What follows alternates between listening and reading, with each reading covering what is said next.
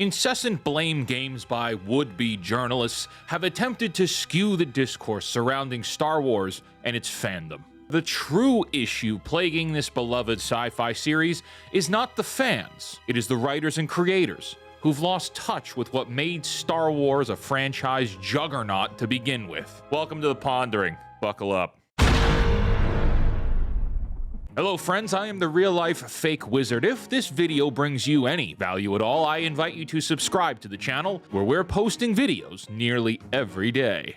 Misplaced blame on fans. A Collider article titled "Star Wars' Biggest Problem is Its Fans" claims that Star Wars projects face criticism and hatred online, impacting performers and creators of said projects. While it's true that some criticism does cross the line, fans have every right to voice their opinions. Labeling all feedback as toxic is a gross oversimplification, and it dismisses legitimate concerns while alienating the core fan base that has supported Star Wars for decades. The notion that Star Wars projects have expanded the universe with diverse representation, but face backlash because of fan intolerance, is misleading. Yes, representation is important, but the story's narrative should incorporate it naturally. Fans have proven that they do appreciate diversity, but not when it comes at the expense of narrative quality. The internet and constructive criticism.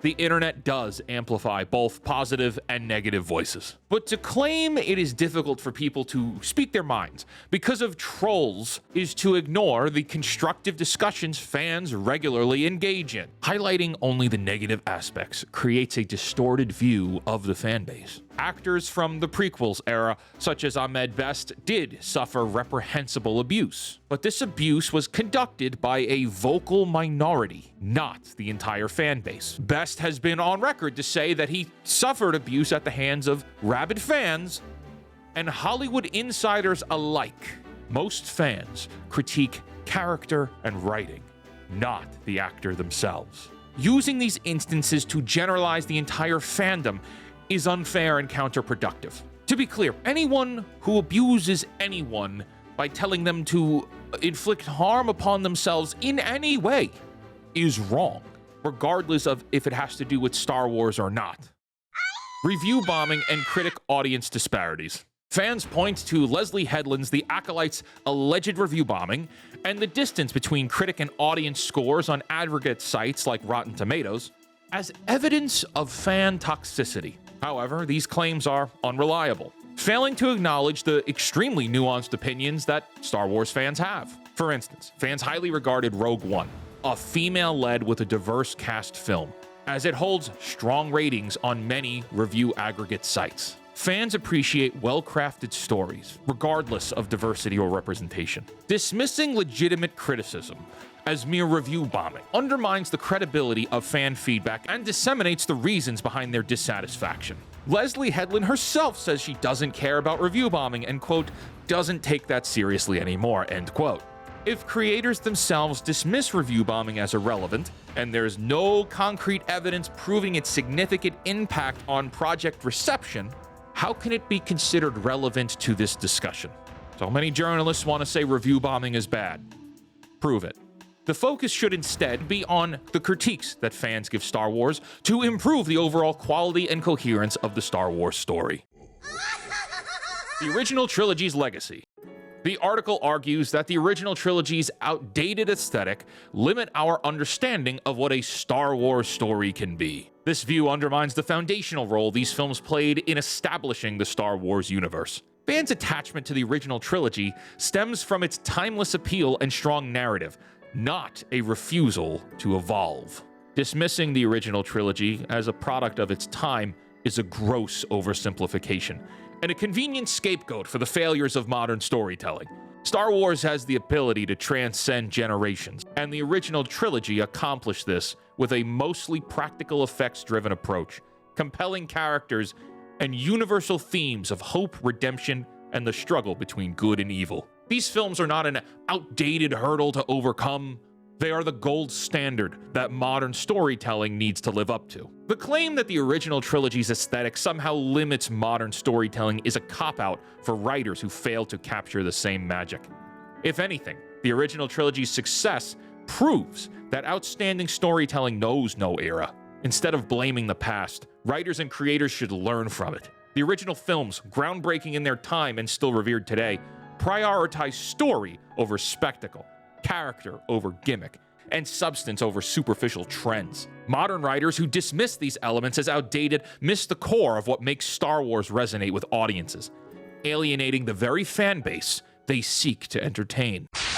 Balancing representation and storytelling.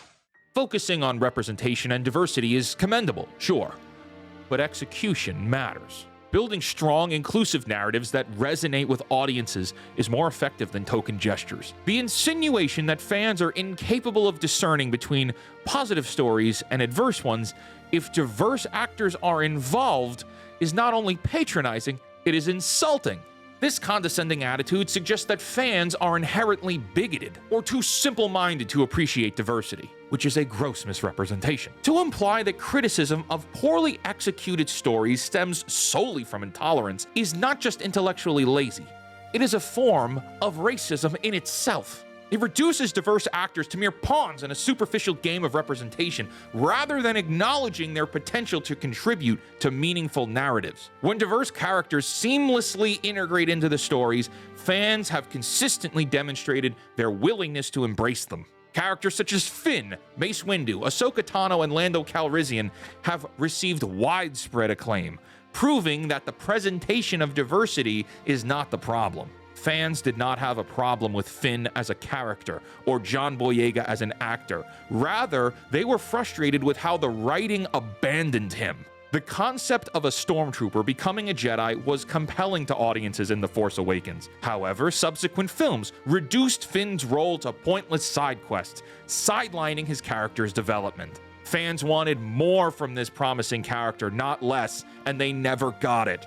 This disappointment stems from a desire for deeper, more meaningful stories, not intolerance or bigotry. Blaming fans for the failures of modern storytelling ignores the responsibility of writers to create compelling content. Tokenism or forced inclusivity, devoid of genuine narrative purpose, only serves to undermine the very cause it purports to champion. It is the writer's job to ensure that representation enhances rather than detracts from the story. It is not only misguided, but also offensive to assume that fans are too backward to appreciate diversity when presented well. It's a cheap deflection from the main issue: subpar writing and cheap storytelling. When paired with well-crafted stories, fans are more than capable of celebrating inclusivity. The failure to recognize this speaks volumes about the writer's lack of respect for both the audience and the actors they claim to support. True inclusivity means holding everyone to the same standard of excellence, rather than hiding behind a shield of diversity to excuse mediocrity. The real struggle: quality writing. The Collider article suggests that one of the main challenges of the franchise is navigating through toxic elements of the fandom while creating new content. However, the real challenge lies with the sheer incompetence of writers, who seem utterly disconnected from what made Star Wars Star Wars. These writers are producing drivel, churning out soulless, uninspired narratives that betray the legacy of the franchise. Instead of crafting compelling stories with well-developed characters, they scrape together disjointed stories that lack depth and originality. Fans aren't the issue. Writers have forgotten how to tell a good story. Fans' frustration with Star Wars projects like The Acolyte stems not from resistance to diversity, but from poor storytelling and scenes that lack narrative significance. Episode 6 features a scene where Chimere strips naked and bathes before having a conversation with Osha. The disrobing and bathing sequence was not required for this particular conversation to take place. The locations, dialogue, and actions characters take have no connection to each other. There are no stakes or reasons for the audience to feel emotionally invested in these characters, making scenes like this entirely inconsequential. Compare this to Return of the Jedi, where Leia's rescue of Han from Carbonite in Jabba's palace is both location and character specific, driving the plot forward and creating emotional tension. There's a reason to be at the location, there's a reason to say what they're saying, and there's a reason to do what the characters are doing. Instead of constructively engaging with fans to bridge gaps and improve quality of content, these writers choose to demonize the very audience they're seeking to entertain, dismissing all criticism as toxic stifles growth and reveals a thin-skinned insecurity that is unworthy of championing a franchise as big as Star Wars. The real struggle isn't navigating toxic fandom. It's overcoming the aggressive mediocrity and arrogance of writers who are out of their depth and disrespectful of the legacy they've inherited. You underestimate my power! The true fans. Labeling dissenting voices as not true fans is divisive and counterproductive. Fans have diverse opinions, and open dialogue fosters understanding. Embracing varied perspectives can lead to a more varied and inclusive fan community. The splintering of the fandom, exacerbated by the dismissive attitude towards legitimate criticism, has not led to a successful return on Disney's investment in Lucasfilm. In fact, it's been quite the opposite. Even Forbes has highlighted this issue, stating, "Disney's Star Wars box office profits fail to cover the cost of buying Lucasfilm." This financial reality underscores a critical point. Continuing to point fingers at fans and vilify them is not making Disney money, it's losing money. The alienation of a passionate and invested fan base has resulted in diminishing box office returns and tepid reception for many of the recent Star Wars projects. Instead of fostering a sense of community and engagement, Disney's approach has driven a wedge between the creators and the audience. Fans who grew up with the original trilogy and those who embrace the prequels have found themselves increasingly disconnected from the new content, not because they're resistant to change, but because the change has been poorly executed.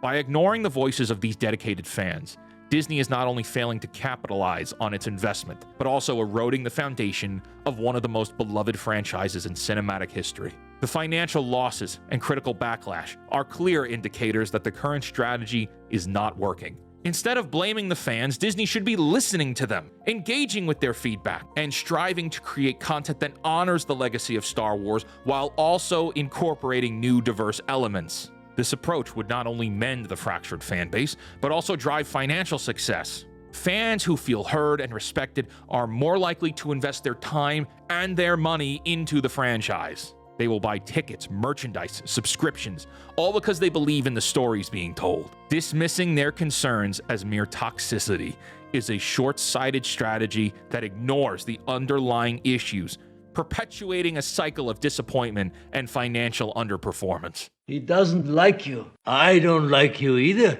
The writers are the problem. The real issue plaguing Star Wars is not the fans, it is the writers. Writers who have lost touch with what made this franchise great. Instead of crafting cohesive and engaging content, they crank out disjointed stories that lack depth and originality. It is not the fans who are the problem, it is the writers who have forgotten how to do their damn jobs. My friends, I want to thank you for listening to this rant about Disney Star Wars. I hope you gained some value from this, and if you did, consider smashing that like button. If you didn't like anything I had to say, thanks for hanging out this long. If you're new here, subscribe to the channel. And until next time, create, innovate, inspire. May the thread of destiny be with you. And for the love of God, cancel Disney Plus.